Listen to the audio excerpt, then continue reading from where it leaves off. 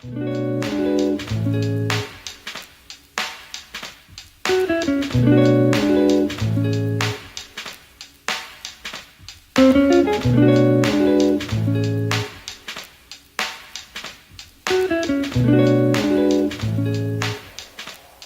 everyone and welcome to the Girls in the Movement podcast, where we talk to founders and influencers from across the globe.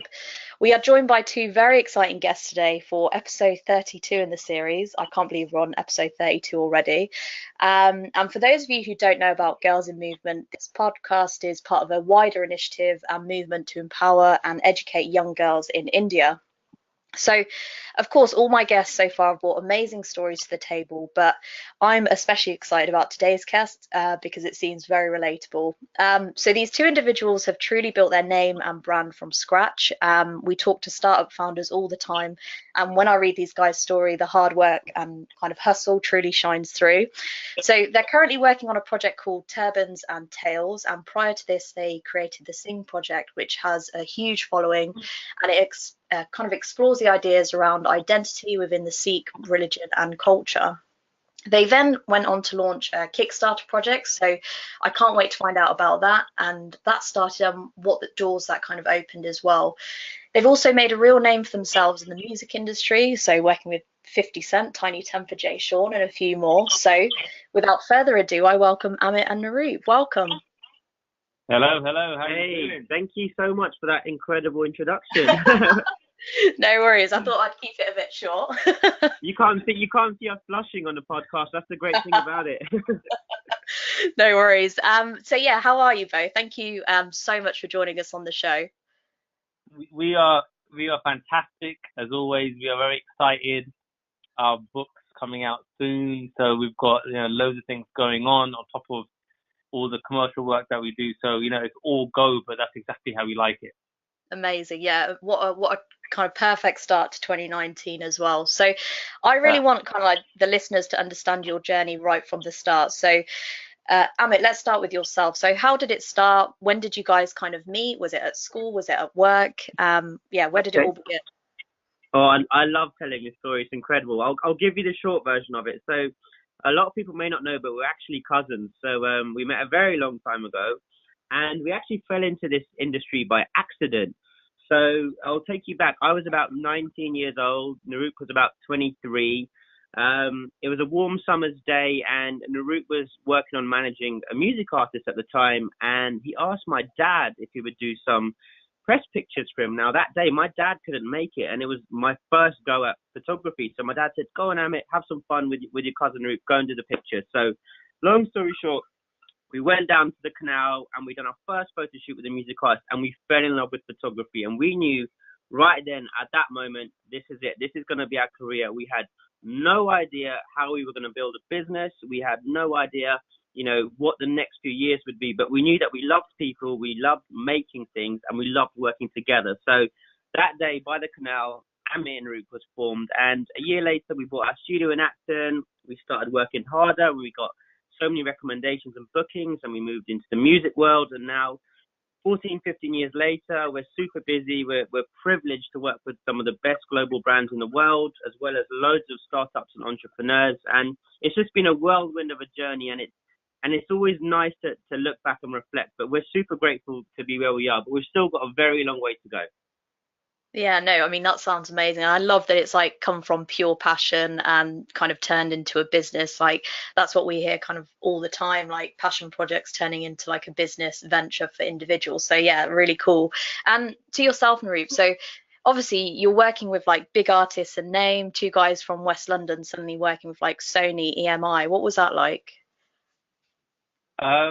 It was really, really interesting because I remember when Amit and I first started, someone said to us, I can't pinpoint who it was, but they said, if you can shoot, you get loads of these Asian wedding magazines. They said, if you can shoot a cover of an Asian wedding magazine, then you guys have made it. And in our mind, we're thinking, what? That's not our direction at all. So when we did our first ever shoot for a record label, it was for Tayo Cruz, who was signed to Island Records under Universal. Yeah. And he found us on MySpace. And I remember we were walking into the building and literally going through the kind of circular doors.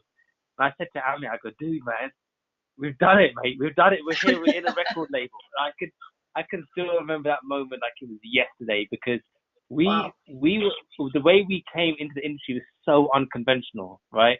We usually, like, as a photographer, you assist another kind of established professional photographer, and you get a glimpse into the industry that way. You kind of learn things, you get to experience it. But we were self-taught, so everything that we went through was new to us. So just going into that record label, having that first meeting, I mean, we undercharged by, I'd say, 50 times. We should charge 50 times more than we charged, right? We had no idea. Right? I just said, look, a first shoot, I think we charged them £300, and the budget then for a shoot would have been around 15, 20 grand. Right? So they looked at us like, you guys are going to charge, like, they weren't going to say no, right? But we didn't know any better. So it was amazing when we had that first experience. But then obviously we learned from that, and we started working with all the big record labels. And it was great because, it didn't matter what we looked like or who we were. It was about the quality of our work, and people always gave us respect. And I guess because we were, in our kind of mid to late 20s, we could still relate with a lot of the artists. They were kind of a similar age or just a little bit younger, whereas, other photographers would have been in their, late 30s, early 40s, 50s. Yeah. So we were seen as the cool guys who really understood music artists and really understood, what was cool and what was in fashion. And we're talking a good kind of like, 9-10 years ago. So no, it was a brilliant time, and we really cherished it and loved it while we were doing that. And what sort of was like a highlight project for both of you? Because obviously we'll go on to this later, but you're working on kind of bigger kind of projects around the Singh Project, Turbans and Tales. But what was a highlight project for each of you? So Amit, to yourself first, like within the music industry. Within the music industry, that's a tricky one. I'd say when we worked with Tinie Tempah was brilliant, because we actually met Tinie Tempah on Jay Sean's video set, and we got talking, and it was kind of like he was on the up then, and we were on the up. We were like, yeah, let's maybe we can work together. But we kind of worked with him, and we were with him through that whole process of him going from kind of a bubbling artist that people kind of knew about to then him, becoming a massive star and getting signed with Parlophone. And it was just nice to be on that journey. And that's the thing we experience today now. Like, we love being part of growing people's brands. And I think that really stuck with us. But just getting to work with people that you actually love and you like their music is always good fun, So that was for me. How about you, Naroop?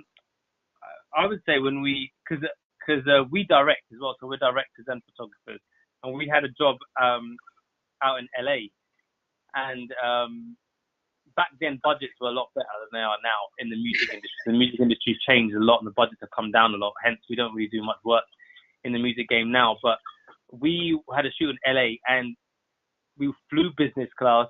We got there. We had a limousine kind of car pick us up. We stayed in one of the top hotels in LA, and we were literally treated like we were celebrities, right? Like, the label really put on everything for us. And that was an amazing experience, because 4 years prior to that, we didn't even know much about photography at all. And here we are now being treated like we're kind of photography stars, So I'll always remember that trip to LA, because it was something really special. And in LA, being British and working out there, you get so much respect, because they think, wow, okay, you've been brought over here to do this, and there's tons of great creatives out in America, especially in LA. So for them to have flied us over there, they thought we must have been something really special. So that was something that was really memorable, because I in my mind, I'm thinking, okay, we're kind of going up the ladder now. We're taking a step up, every time. So that was a great experience. And like 4 years is like such a short space amount of time in terms of like building a business. I mean, it sounds like a long time when you're in it for 4 years. Like, of course there's ups and downs, but to get to that stage, I mean, you guys don't even know the industry, but maybe that's kind of why you guys were so kind of successful there, because you shaped it to what the artist wanted. Because you meet a lot of kind of producers and directors, and they're so firm on, I know what's best, when actually you guys are like, you tell us kind of what you want to do, and we'll shape it to what we can create together, sort of thing, which is really nice. Like you said, Amit, kind of on that journey with Tinie Tempah, and it's exciting because you don't know how big this could get, or kind of what the traction is going to be for this video, for example. So yeah, it's really cool. Well, one thing that's important to us is we'll always back the brave. So if that's a music artist who has aspirations, if that's an entrepreneur, a startup company, we love backing the brave, and we love people who embrace taking risks. And I think we live in a world, full of fear, uncertainty, and doubt. So it's really refreshing to meet those people that are willing to roll the dice, that are willing to take a chance, that are willing to invest themselves, and that they kind of remind us of ourselves. So it's kind of it doesn't actually feel like work. And some days I would say, group, I actually feel guilty because it's like we're actually getting paid to do what we love. And that scenario when you go to a party and you ask someone, what do you do, and they say, oh, I'm an accountant, or I do this, and you can just see their face drop. And my next question is, okay, if money were no object, what would you really love to do with your life? And that's when it gets really interesting for us, And I think one of the things we've learned over the years is it's all about playing to your strengths. We all have inherent strengths, but I don't think everyone capitalizes on them. And I think one thing that we've always realized from a young age is that Naroop and I are both different. We both have things we're fantastic at. We both have things that we're not great at. But between us, we've worked out a really, well-oiled machine that we can both play to our strengths, and things that we can't cover, we just hire in outside help. So it's kind of really nice. We're in a really privileged position, but at the same time, a very exciting position because we're constantly being approached by new people, every weekend. It's a great place to be in for us. We're really grateful. No, it's completely true what you're saying, and that whole idea of we live in a kind of generation, like I work with startups every day, kind of in my, I suppose, day job, and I absolutely love it, like the passion that they have, the side hustles that they want to make into their full-time career. Like you guys have turned a passion into an amazing business. So moving on to that, so talk to me about the Singh Project, because of course that is a passion for both of you. How did that start? Because it captured the attention of a lot of people, media coverage, an amazing exhibition. What made you start it? So we've got an agent who kind of represents us for our photography and film work, and our agent at the time said that we need to create some personal work, right? So as a photographer and even as a director, if you do side projects that kind of show people a little bit more about what your interests are and what you're into, is great for commissioners and art buyers to get to know you. It's a great way for them to get to know you a bit better. So a lot of the time when you're getting booked for work, people won't look at your commissioned work that you got paid to do. They'll look at the stuff that you've done yourself to really get to know the inner workings of the creative, right? So our agent said, look, you need to do something, really based on who you are, because we're two brown boys in an industry dominated by middle class to upper class white middle-aged men, right? And try to do something. He said, try to do something that reflects who you are. So we had different ideas. We were thinking, okay, obviously we're Indian. We're born and raised in Southall. What can we do that really shows who we are? We toyed with ideas, and then nothing seemed to stick until one day we were coming back from a shoot and we were in Shoreditch in a cab, and we started to notice the amount of guys who were wearing really long beards and growing these beards. And these are guys of different backgrounds, races, ages. And obviously, this is in 2013. This is when it was a big trend to grow these long beards. And we thought, these guys are obviously seeing this as a fashion statement, a way to, exhibit their identity and who they are. But obviously, our people, Sikh men, have been growing their beards for hundreds of years, and for them, it's not a fashion; it's integral to their identity. So we thought, why not do a project where we kind of photograph Sikh men and show how the beard and obviously then the turban, how it's worn by modern Sikh men, right? And initially, it was going to be maybe 10 to 15 images that would sit on our website, right? We wanted to photograph it in a different way than you would see online, because we Googled Sikh men, portrait, and then back in the day, then in 2013, all you would see are these stock images of a Sikh sat in a cab or in a corner shop or on a farm in the Punjab. Now, if you do it, it'll be our images, but then it was these kind of really lame stock images. So we thought, look, we've got to do it in a studio because there's no studio shots, and we've got to really make them stylized to represent our style of photography. So initially, nobody wanted to be involved. We used to say to people, look, we want to do this project about the Sikh men and the turban and the beard. Do you want to be involved? And no one understood it. Right? I remember I went to Gurdwara, the temple, and I spoke to the kind of head of the Gurdwara and said, look, would it be all right to put up a sign to say, basically Singhs wanted, Sikh men wanted, and they just refused. So I had to grab my granddad, take him down to the studio. We shot this portrait of him, edited it, put it on an iPad, and literally went on the street, went to like any place where a lot of Sikh men would gather, the Gurdwara, Super Singh's Pizza, which is down the road from our house, all these places where there would be people, and literally show them this image. Hey, look, we're creating this project. We're looking for 10 to 15 guys. Would you want to be involved? And when they saw the image, they were like, wow, I've never seen anything like this, So then we started to get some momentum, and we got like 10, 15 guys together, photographed them, and then created this Facebook page and just kind of put on one image, and all we wrote was the Singh Project coming soon, ... And it blew up. Like everybody started sharing it. It got so many shares. It was crazy. So in a matter of like a week, we had 1,000 likes, like 1,000 followers, and I put on another image, and again it would blow up because no one had seen this, right? So that was the start of it, and we had these 15 images, and we were happy. Well, our agents were happy, and we were like, great, that's done. But we just started getting so many inquiries and people saying, look, what are you doing with this? Are you gonna shoot any more? Where can we see these? So we were thinking, this could potentially be something bigger than we had thought. So we shot some more people, ended up shooting 35 in total, and our agent said, look, why don't you guys just put on an exhibition? And we had never put on an exhibition before. Didn't know too much about exactly how much it would cost. So we did a Kickstarter campaign, aimed to raise $7.5 grand. End up raising 10.5. We raised the money within a week of the 30-day time period, and we put on this exhibition, and it went down a storm. The press was fantastic, international press coverage.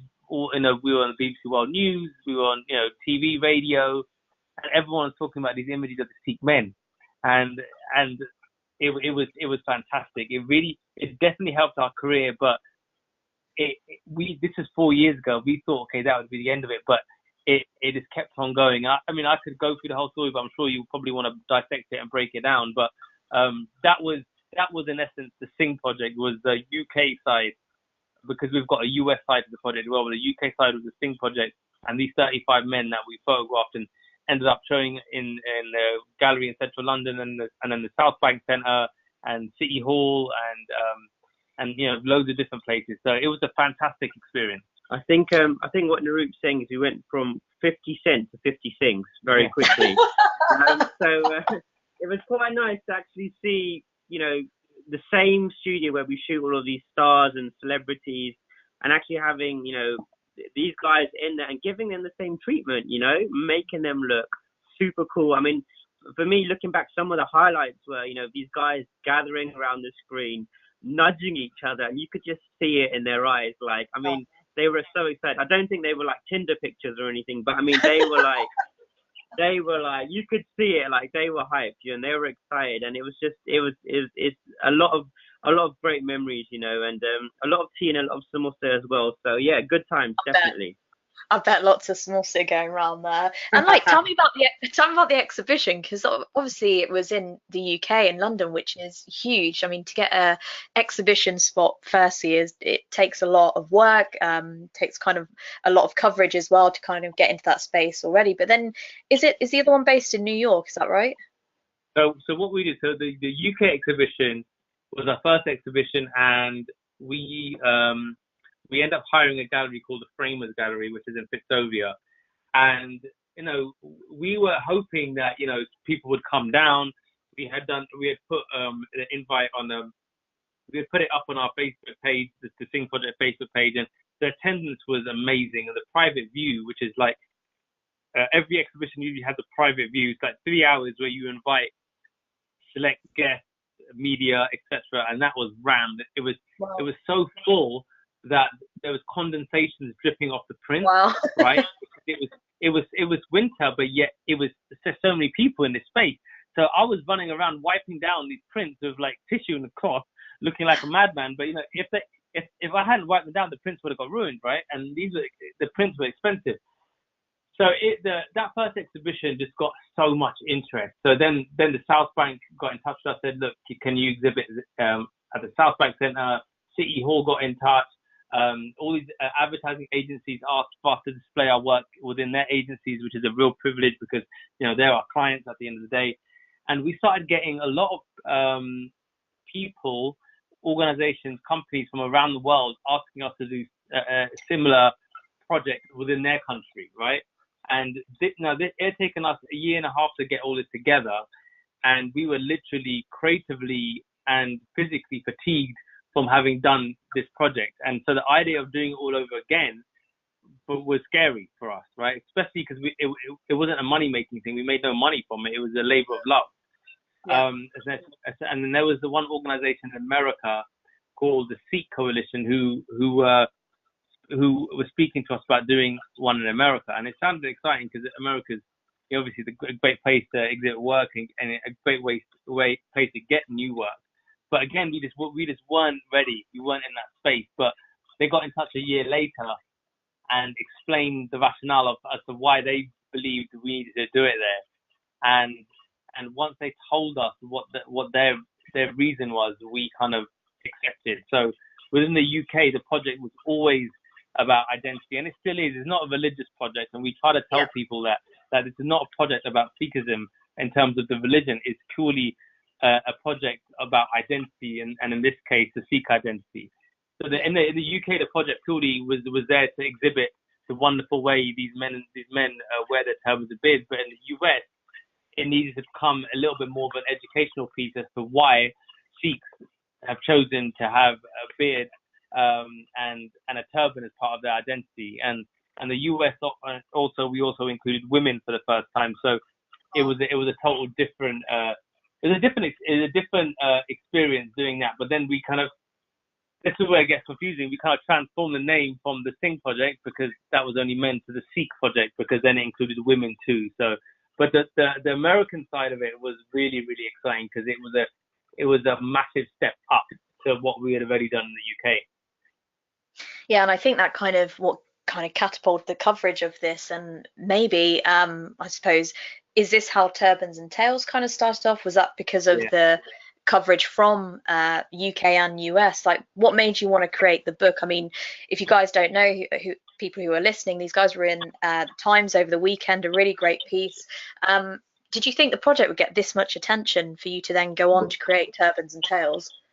Well, what was really interesting, so while we were out in New York at the exhibition, we actually had a Kickstarter campaign running. Now, this time, it was to fund the book, not the exhibition, because we've always wanted to do a book, and we felt, the exhibitions are great, but we want to create something that can be shared more around the world and almost become a part of history. So in our heads, we're thinking, right, we've done Kickstarter once, it'll work again. Now, when we were out in America, for some reason, we didn't manage to hit our target. So it was kind of a roller coaster. In one respect, we were buzzing and we were high. We're like, yeah, we've got a fantastic exhibition in New York, which is great. But at the same time, we're like, we're not going to be able to produce this book. So it was a really difficult one, but something very, very special and interesting happened. So at the launch night, the Sikh Coalition are fantastic.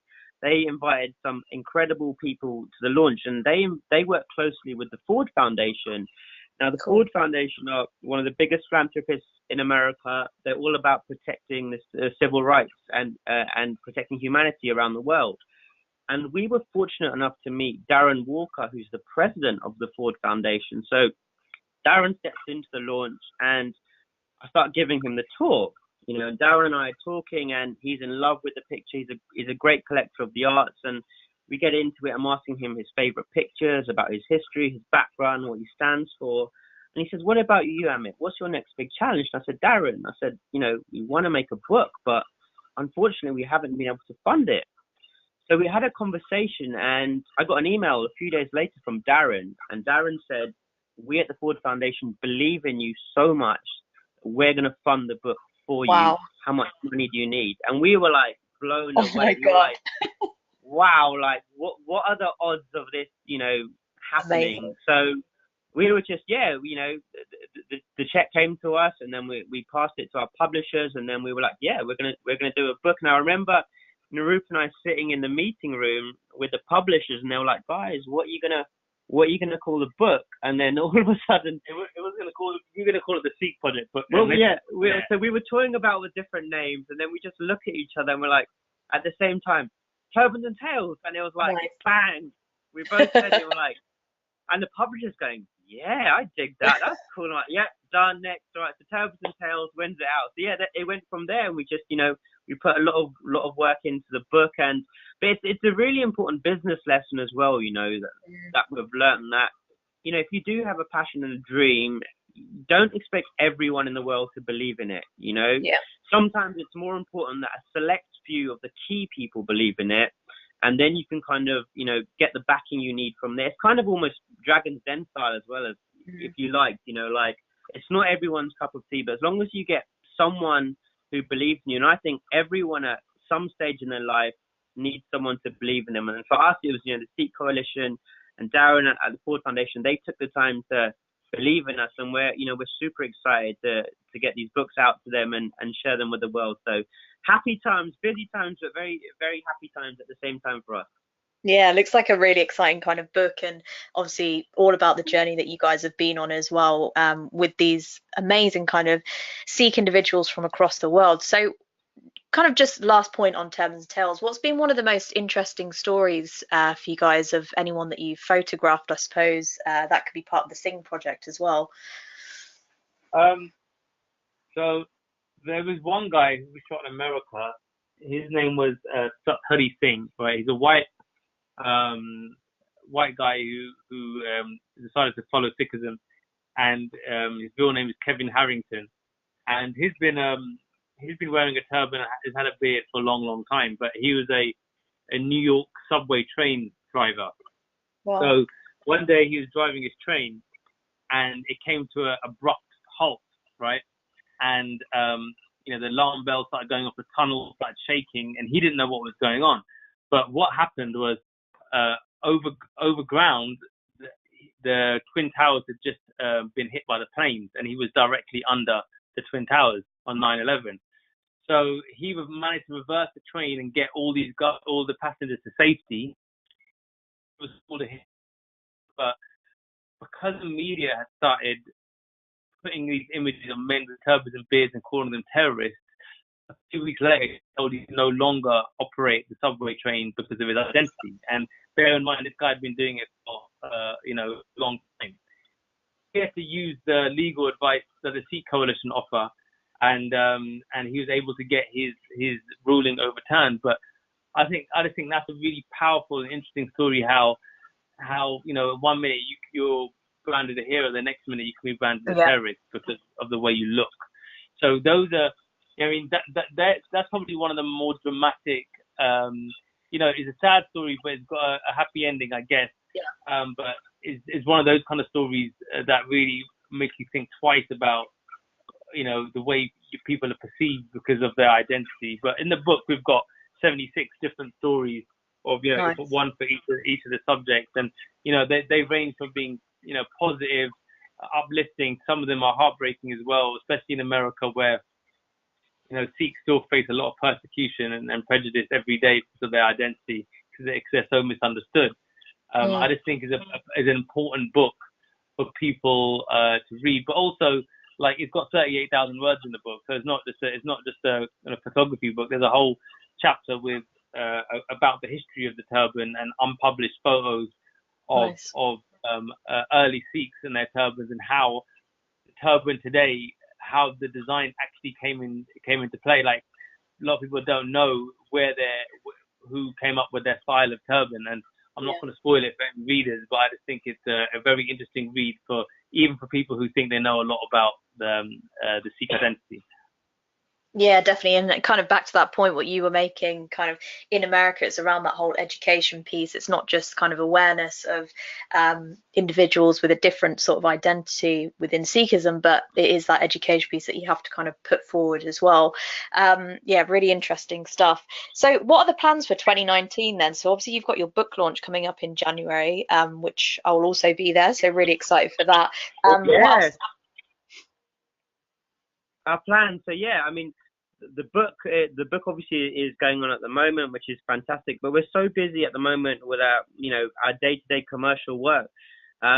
Just carrying on working with fantastic brands, fantastic startups, and we just want to keep pushing the boundaries of what we do. But we have a calling to help more people, and so many businesses today have the same challenge. They have a great business, but often their weak link can be, their social media, their content creation, and what we really specialize in is coming in and looking at a business and saying what they're great at and helping them with that. So it's kind of like we're kind of like the cousins of, you get the cousins that come to a Christmas party. That's us two basically. So we've got loads of people that we work with that we've almost become extensions of their businesses for them. So that's the really exciting thing. And I think for us, even now, if we look back 6 months ago, our business plan, our business model is constantly evolving. And I think the thing with us both is that we're not shy to seize opportunities. So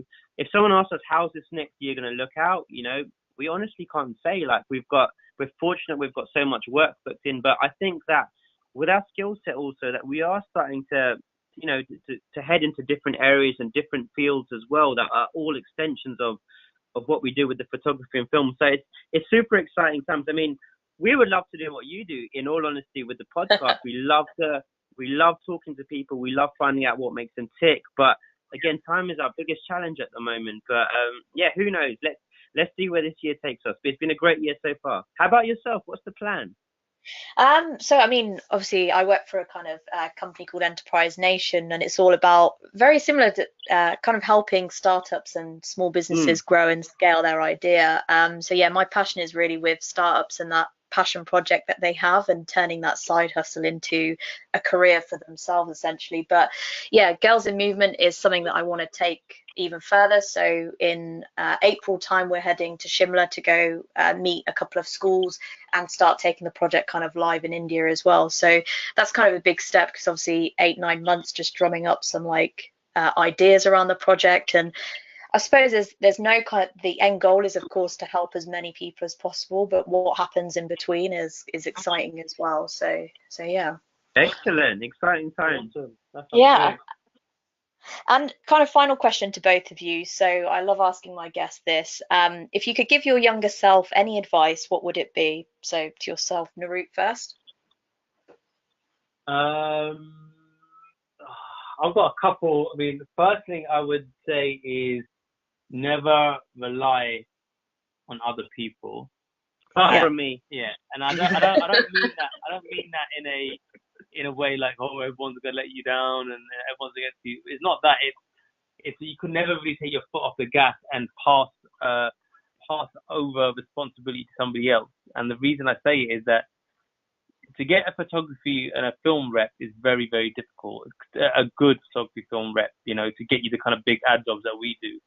And when we first got signed, maybe this is maybe 7 years into our career, we got so excited and thought we'd made it that we kind of took our foot off the gas, and that kind of that inner drive that we had, that hustle, it kind of, I guess we kind of let that go because we thought we'd made it, and now the agent was going to take over, and that cost us because yeah, we got some jobs in quite quick initially, but after that we weren't shooting as much as we felt we needed to, and we can't blame our agents. It's down to us having not kept up that same level of hustle that we had before.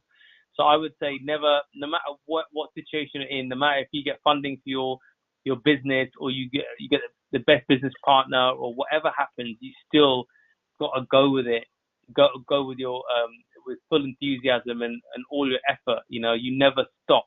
There's never a moment where you take your foot off the gas and you think I've made it. That doesn't exist, because even when you're at the top, you've got to fight to stay at the top. So that was one thing I'd say. And second another quick point, I would say, like, you got to treat time like money. Like, time is the most valuable commodity 100%. that we have, and people put money in front of time, where it's so much more people can achieve than they believe they can, but they just need to prioritize. And you know, I'm 38 years old.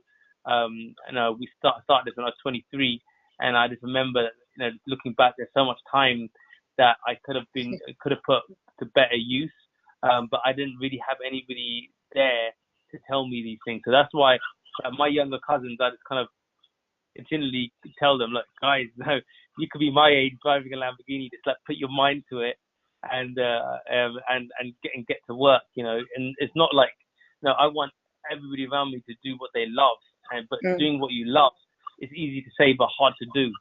Yeah. And you want to make a living from it, so you've got to be willing to outwork everybody else, and that means, you know, weekends don't really exist. You've got to hustle. So those would be my things that I would tell myself. Nice. And what about yourself, Amit? My advice to my younger self: power of a mentor, really, really important. We're fortunate the last 7 years we've really started taking mentors on board and really listening to advice. We're privileged to be mentored by fantastic man, a chap called Rene Carriel, who's one of the world's top leadership experts. And we've learned so much from Rene, and his key message has always been, you know, focus on your strengths, focus on what you're great at. And I think in our younger years, you know, we jumped from one thing to another, and we didn't really focus on what we were great at. We tried to be all-rounders, but no one's really an all-rounder. So I think the learnings are, you know, even when I meet young people now, or even older people are starting a business, I love looking at them and almost cutting through the noise and just focusing on what they're great at. And I think that's always a great way of building something successful, because if you really hone in on those skills, you know, you can get them to a serious standard. So yeah, that's my advice. And also the friends you keep, you know, really, really important, that network around you. You know, we hear the saying, you know, you'll be the average of your 5 friends or the 5 people you spend the most time around with. So that's another really important learning for me. It's just, you know, protect yourself and just be aware that, you know, culture is more powerful than strategy. You know, people that you do surround yourself with do have a really, really big impact on you. So lots of learnings that we'll never stop learning. And it's been a journey. So huge thank you to Amit and Naroop for joining us on the show. And as always, the podcast today will be live on iTunes. It will be live on YouTube, social media, and we'll tag Amit and Naroop's pages for Turbans Tales, the Singh Project, and any other projects that they're doing in the future. So thank you again, guys, and we'll see you on the next episode. Thank you. Thank you so much for having us. It's been good fun.